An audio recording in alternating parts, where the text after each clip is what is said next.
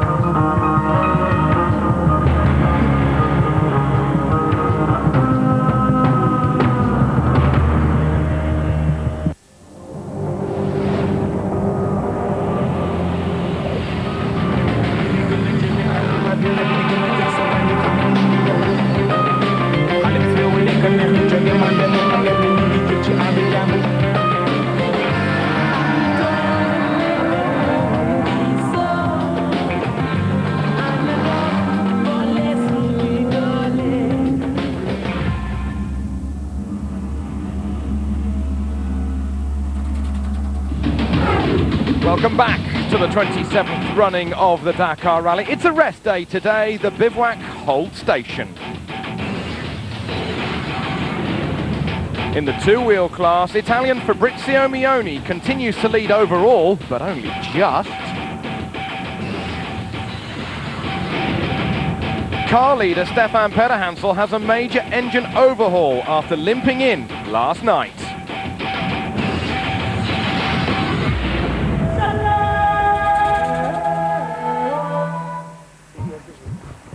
Just a quick look back at what happened yesterday from the stage Tajika to here in Attar. A couple of quad bikers here and getting a bit of Heath Robinson engineering in the middle of the desert. What are they doing? The answer is they're trying to get this quad off the ground so that they can alter the suspension. And they need to have the suspension hanging freely before they can alter it. Otherwise, as the rider says, the suspension was too hard and it was going to really hurt the chassis, really maybe even bend it, so we've had to opt to alter it this way. Eventually they did get it all sorted and they continued on their way. Another little story about this pair. The leading quad said that he had to keep going back regularly into the evening because the other biker kept falling asleep. He did it 4 times, just fell asleep literally at the wheel. Other bikers running into trouble, as is always been the case over the last couple of days. This German rider saying, my bike has stopped about 10 times. I've got no battery left either, so I've been looking for other bikers to help me with some jump leads, but every time I do that, they seem to just burn and frazzle up. Something's wrong.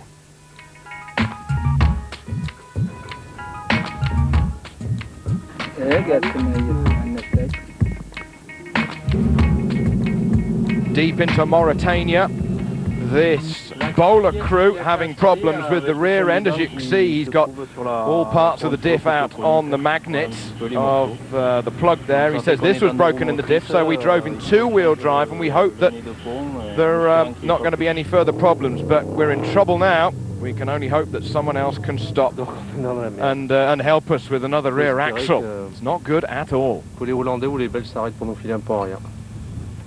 S'ils nous filent pas, on est dans la merde.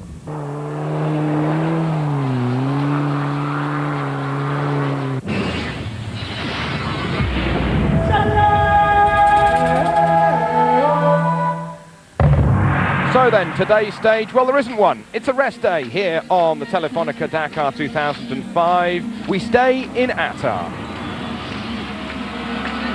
A welcome day's rest for everybody concerned.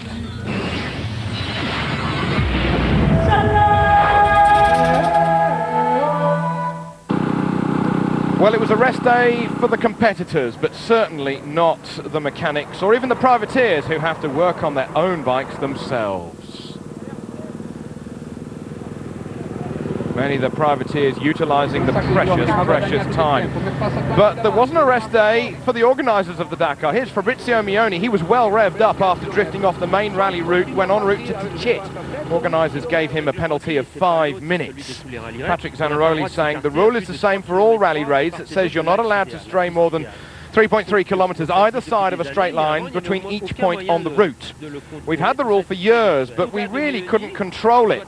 Now we've got the GPS though, and we can check on people. With Mioni, the route was curved and he cut the corner. Not on purpose, but it was very difficult out there in the sandstorm, and we're sure that he gained some time. The officials decided to give everybody a 5-minute time penalty every time they broke the rule. Mioni was still revving. He says it's very difficult to respect this rule because it's not a good rule in my view. It changes the spirit of rally raiding, and I don't feel good with that. Navigation has to be crucial in rally raiding. It's better to take risks out there in the desert, and that's why I don't like this penalty.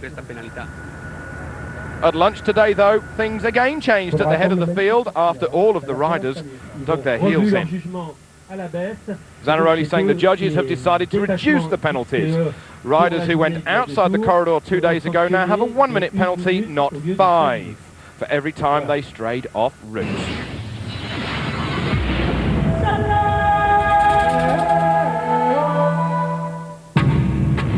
So therefore, Mioni still leads, but only by 55 seconds ahead of Dupre, Coma, Cox and Esteve Puyol. Still in with a shout, only 8 minutes behind. Palans Olavaceta ahead of Frétigné. Andy Caldicott has been given 17 minutes penalty for speeding through a village a couple of days ago. He's ahead of Sala. Then, outside the top 10, to Azevedo, Kellen Walsh, Chako, Dabrowski and Jean Brucy. KTM are dominant as expected, but there is still a fight within the Austrian manufacturer as to which team is going to rock up the winner come Dakar. It may come down to the very last stage. You better stay tuned. Cyril Dupre saying the main event of the year for us is Dakar. Usually the difficulty is extremely hard, but this year with 2 stages cancelled for us, we haven't been stretched too much, nor have a chance to make some difference in the overall standings. Well, Gauloi's KTM have got Repsol KTM right on their tail. Mark Coma has been the leader at 1 point so far on this year's event. The Spaniard may be young, but he's got many Dakars ahead of him. Will this be his first victory? He says, I'm happy with what I've done so far. Now it's the rest day, and still half the rally still to go. I'll keep it wide open and hope that I have a good result come the end at Dakar itself. KTM Red Bull USA have 3 riders still in it. Wily old fox Scott Harden pulled a muscle yesterday, but rookies Chris Blaise and Kellen Walsh are impressing, 10th and 12th overall. I've learned a lot. That's the main thing. Just learned to be smart, made some stupid mistakes, and still learning. It's a good experience, and so hopefully I can finish and come back next year knowing a lot more. Yamaha have decided to ditch their 2-wheel drive machine from last year, but that hasn't stopped Frétigné winning stages and being 7th, only 14 minutes off the lead. From a mechanical point of view, this little 450 is in good condition, even though I've attacked right from the start. Reliability is good, and I'm confident with the bike. This is how I'm able to attack the stages so hard without any worries with the machine at all.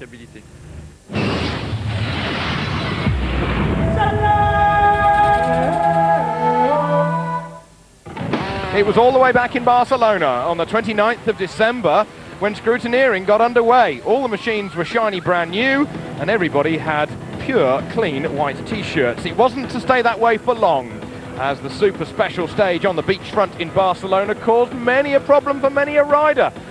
Some people had fundamental problems, but not for David Frétigné. The nimble 450 Yamaha, running only 1-wheel drive, was victorious. Clutch problems for Italian Giovanni Sala, whilst other people just celebrated a happy new year. Everybody in Barcelona and to all the other competitors.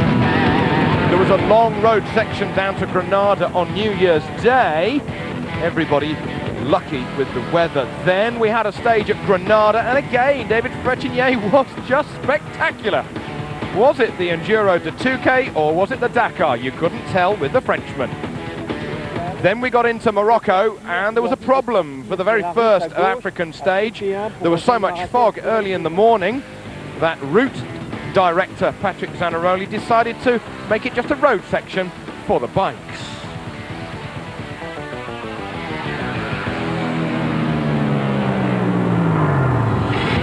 Then we got underway, Agadir to Smara.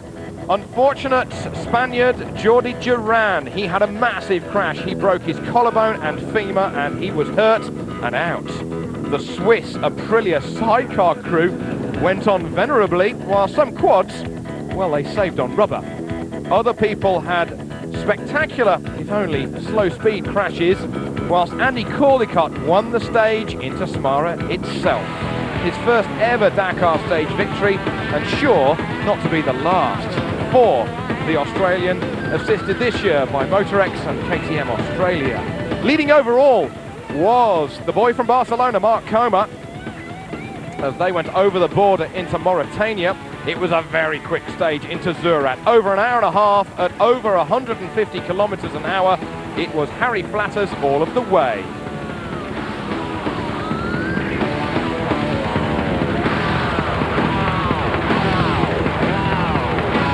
Andy Caldicott lost a little bit of time on the stage, but he was easily inside the top 5.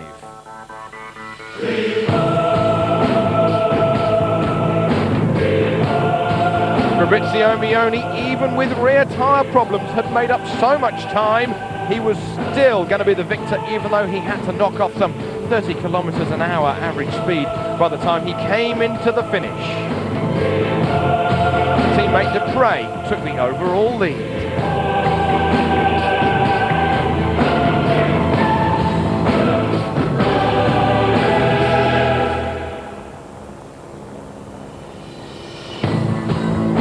The stage from Zurat to Tchit was going to be one of the biggest stages in the 27-year history of the Dakar Rally.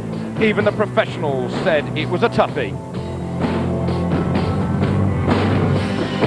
Mioni drifted off stage and eventually received his penalty that he was given today here in Attar, but the two-time Dakar victor venerably kept his head.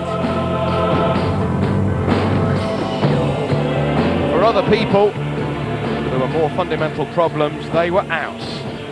He was not to be the only one, as everybody on the Dakar was stretched absolutely to the limit in the midst of a sandstorm that seemed to be going on for 4 or 5 days non-stop.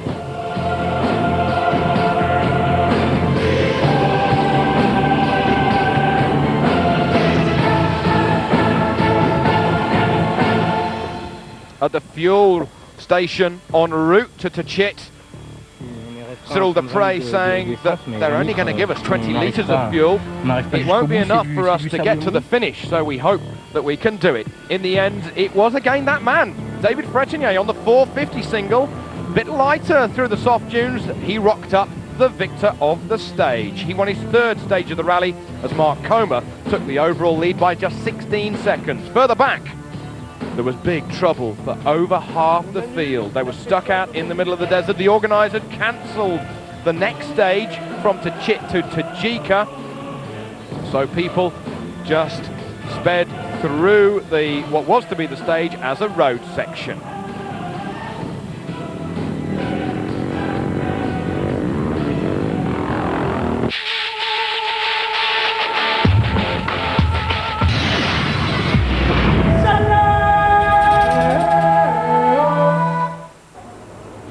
Mitsubishi have been painting the town red so far, with a 1-2 for Peter Hansel and Alfond in the overall standings. Whilst Mashioka is without a shout of overall victory, he could be the best chase car, fast assistance vehicle that the others have ever had.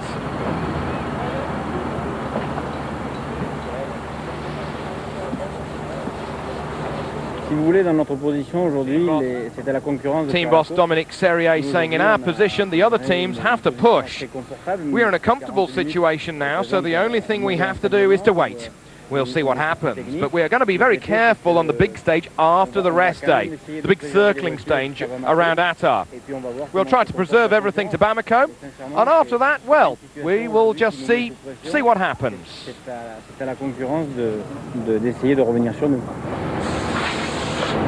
Volkswagen have really gone up to another level since last year's Dakar. Over 50,000 kilometres of testing is paying off big time as the massive automotive group kicks its Dakar push into top gear. Maybe it'll be VW who'll topple Mitsubishi from the top spot. Ja, erstmal weitermachen. We can have a safe strategy because we have two cars at the forefront, Jutta and Bruno. Both have been up front. We can decide our tactics with those two, and the other two cars, well, they can help them. We've done two of the hardest stages, but there are still two very hard ones still to come. I rather think that the next 2 days will be historic in all the history of the Dakar. Etappen sind hinter uns und 2 Drittel kommen noch. Deswegen sage ich mal, die Rallye ist noch komplett offen. Vielleicht offener als in die vergangenen Jahre beim Restday. Nissan de Soud are on for one of their best results, with Carlos Souza safely bringing the workhorse of the solid rear axle pickup to 4th. The car hasn't got the sheer speed of the works Nissans, nor of course independent suspension, but here at the rest day, it's mainly about reliability. Souza saying it will be a big mistake to go flat out tomorrow. I'm not aiming for a podium because it would be a mistake to think that I can reach it. It's not possible in terms of time. My target is to keep my place, and then we'll see what's going to happen. Teríamos que arriscar muito para irmos buscar algum lugar ao pódio neste momento. The Works Nissan squads are really now only down to one car in with the shout of overall victory, that of Janil de Villiers. They lost McRae with a massive accident, whilst Ari Vatanen had transmission problems and spent nigh on 24 hours through the stage into shit. He's still in the rally, he can win stages still, but it's a long way back. On a toujours Janil qui est en bonne position. Gilles Martineau saying we've got Janil in a good position, a waiting position. Ari has a problem. With his problem will be a chase car for de Villiers. Tomorrow Ari starts 11th on the road, some 15 minutes behind Janil, close by to help him if there is a problem. If it was a World Rally, this would be the production car class. T1, only minor safety modifications are allowed to be made, but the surprise of the rally is the leading Japanese Toyota of Toshinori Asaga and Yasushi Numata. Asaga saying, I'm with a co-driver who does a rally raid for the very first time. I was not so sure at the start, but now I'm just astonished to be in first place of the T1 class. I'm very, very happy indeed. 勉強の仕方が上手だから、まさか初心者のナビと組んでね、こんないいポジションを取れると思わなかった。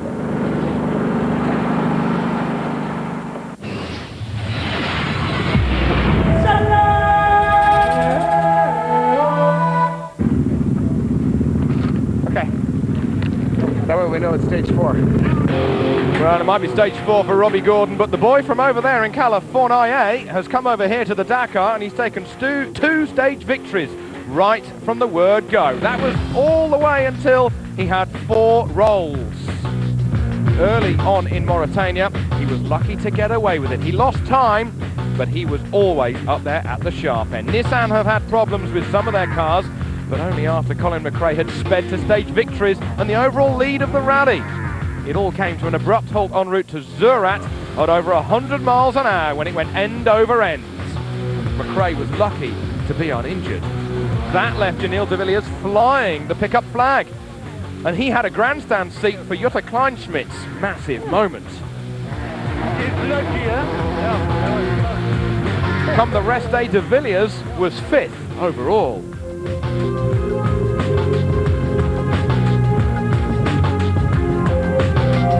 Gregoire de Mavius in the older Nissan was inside the top 10, but then hamstrung after a rear upright failure. He lost over 12 hours.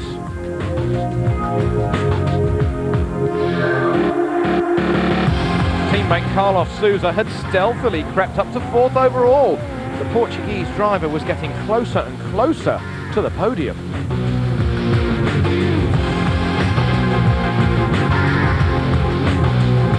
Stefan Onrad was 7th overall in his 1.9-litre 4-cylinder turbo diesel buggy.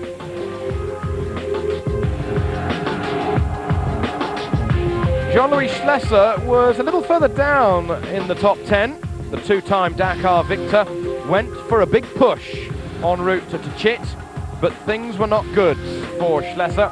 He retired en route to Tchit with rear hub failure. The service truck being way behind schedule hardly helped matters.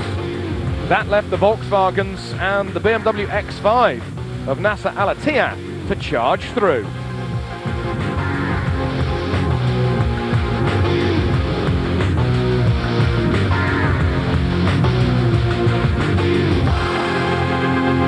The charge did indeed Nasser Al-Attiyah do until he hit, guess what? Yes, you've guessed it, some of that camel grass. He went end over end and he was lucky to get away with it, get away with the accident uninjured. Schlesser was going nowhere.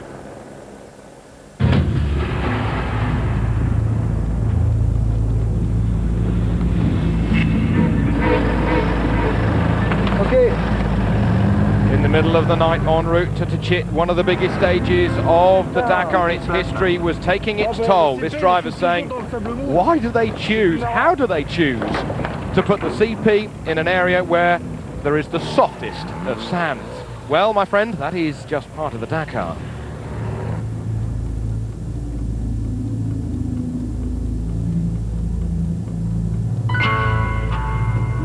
Everybody was pushed absolutely to the limits of their capabilities, the machines almost beyond them.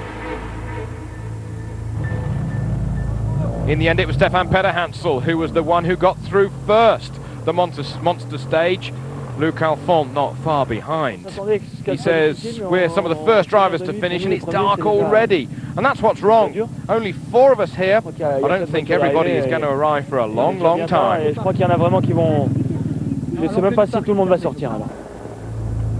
Nasser Al-Attiyah continued on, but not until he hit that camel grass at a hell of a speed. He was out en route to Attar. He was hard on its nose. Going no further. Here we are on board saying there is already a sandstorm and now it's raining. Better weather in Paris. Jutta Kleinschmidt was easily in 3rd overall, but only 40 minutes back of the overall leader into Attar. The new 2.5-litre diesel was proving to be nigh on bulletproof for the German driver. That left Luc Alphonse to win his first ever Dakar stage for Mitsubishi. As we came into Attar, he was up to 2nd overall and right behind his teammate Stefan Pederhansel, the reigning champion, who led the rest day 20 minutes ahead of Luc Alphonse. The rally was far from over.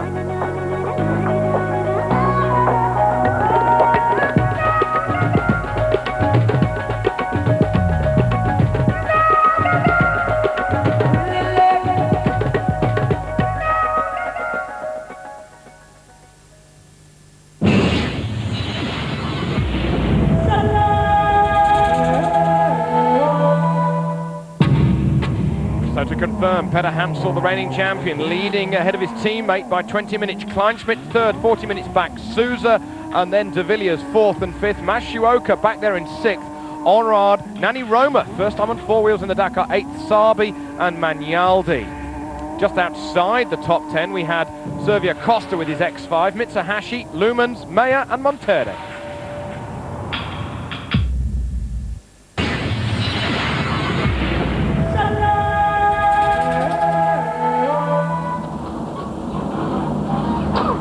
Vladimir Chigin came in to this year's Dakar trying to defend as the reigning champion, but that was not to be.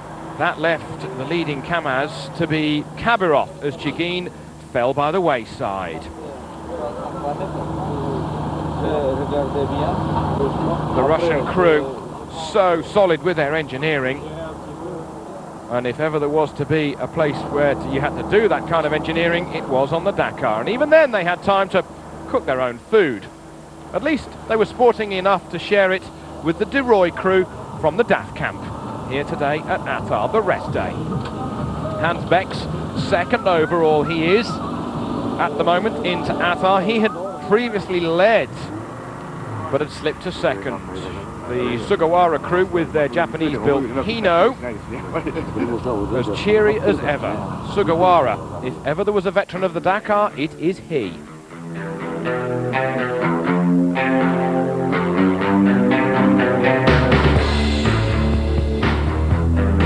Looking back into the early stages of the Dakar, Vladimir Chigin absolutely rocketed through the early stages, but then it all fell apart later on with a mechanical problem. These absolute ships of the desert, massive amount of horsepower, massive amount of engineering, massive trucks. On board with Gerard de Roy, he was not without his problems. He put his DAF truck on its side. He lost precious time, but you never know. He may well be able to fight back and clinch a podium position. He managed to steal a door off one of his service trucks as the mechanics set in. Chigin was left by the wayside and could only wonder of what could have been on the Dakar 2005 as the reigning champion. Teammate Kabirov still in control. From Beck second, Sugawara third.